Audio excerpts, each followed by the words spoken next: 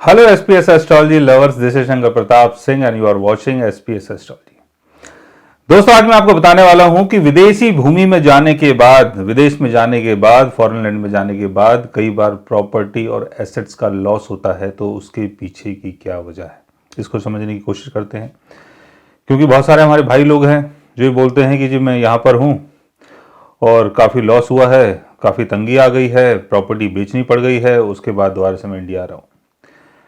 तो ऐसा बहुत सारे लोगों के साथ होता है कि प्रॉपर्टी और एसेट्स का लॉस होता है और वो बाहर जाने के बाद होता है, यानी काफ़ी अर्निंग करने के बाद, सब कुछ बनाने के बाद वहां पर उन सब चीज़ों का लॉस हो रहा है। तो इसका कौन सा योग हमारे बर्थ चार्ट में बनता है, इसको समझने की कोशिश करते हैं।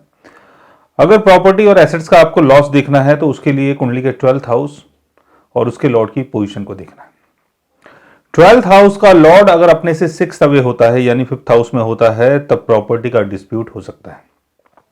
12th हाउस का लॉर्ड अगर अपने डेबिलिटेशन में होता है और अपने से 4th अवे होता है, तब भी प्रॉपर्टी का लॉस हो सकता है। 6th हाउस का लॉर्ड अगर 12th हाउस में होता है और अपनी वीक पोजीशन में होता है, तब भी प्रॉपर्टी का लॉस हो सकता है, बिकॉज 6th हाउस का संबंध फाइटिंग, लिटिगेशन, कर्जे से है।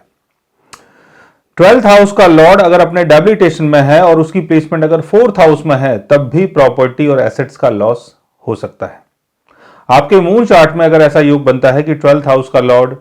4th हाउस में है, अपने डेबिलिटेशन में है, या लगन चार्ट में बन रहा है, या चलित चार्ट में बन रहा है कि 12th हाउस का लॉर्ड अपने डेबिलिटेशन में है या 4th हाउस में उसकी प्लेसमेंट हो रही है, तो प्रॉपर्टी और एसेट्स का लॉस होता है फॉरेन कंट्रीज में जाके। और अगर 4th हाउस का लॉर्ड 12th हाउस में प्लेस्ड है और 6th हाउस के लॉर्ड के साथ प्लेस्ड है, 12th हाउस का लॉर्ड अगर अपने डेबिलिटेशन में है, तब भी प्रॉपर्टी एंड एसेट्स का लॉस होता है विदेशी भूमि में।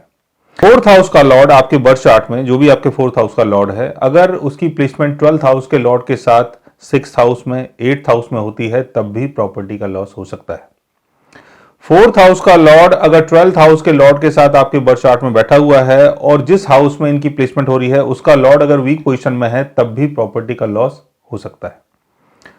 4th हाउस का लॉर्ड अगर राहु, शनि, केतु के साथ बैठा हुआ है और 8th हाउस या 6th हाउस के लॉर्ड्स का अगर एस्पेक्ट उसके ऊपर पड़ जाता है और साथ में अगर 12th हाउस का लॉर्ड भी उसको देख लेता है या 12th हाउस के लॉर्ड की प्लेसमेंट अगर इनके साथ होती है, तब भी विदेशी भूमि में प्रॉपर्टी का लॉस हो सकता है। तो ऐसे बहुत सारे योग आपके बर्थ चार्ट में बनते हैं कि आपका जो 12th हाउस है, यानी जो भी आपका फॉरेन सेटलमेंट है, जो भी आप वहां जाके अपनी आपने प्रॉपर्टी बनाई है, घर बनाया है, रिहाइश बनाई है, रहने का जो भी इंतजाम किया हुआ है, उसका कई बार लॉस होता है। और उसके पीछे की वजह यह होती है कि 12th हाउस का लॉर्ड अगर वीक पोजीशन में होता है या राहु, शनि, केतु के साथ होता है, तब ऐसी चीजें देखने को मिलती है। और अगर 4th हाउस का लॉर्ड 12th हाउस के लॉर्ड के साथ आपके बर्थ चार्ट में कहीं पर बैठा हुआ है, बिकॉज 4th हाउस का संबंध आपकी प्रॉस्पेरिटी से, आपके एसेट से है। 4th हाउस का लॉर्ड अगर 12th हाउस के लॉर्ड के साथ है, 6th हाउस का लॉर्ड अगर उसको देख रहा है, या 6th हाउस का लॉर्ड अगर उनके साथ प्लेस्ड है, या 8th हाउस का लॉर्ड अगर उनके साथ प्लेस्ड है, तब भी कई बार ये सारी चीजें देखी जाती है।